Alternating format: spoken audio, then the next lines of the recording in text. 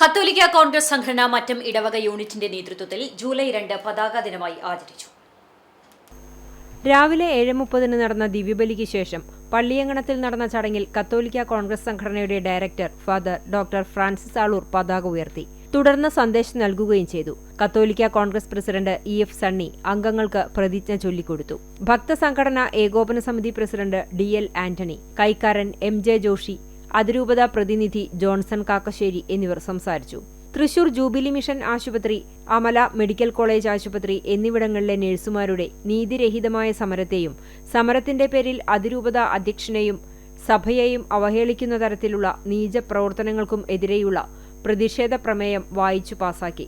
പതാക ദിനത്തിന്റെ സ്മരണാർത്ഥം പള്ളിയങ്കണത്തിൽ ഫലവൃക്ഷത്തൈ നട്ടു.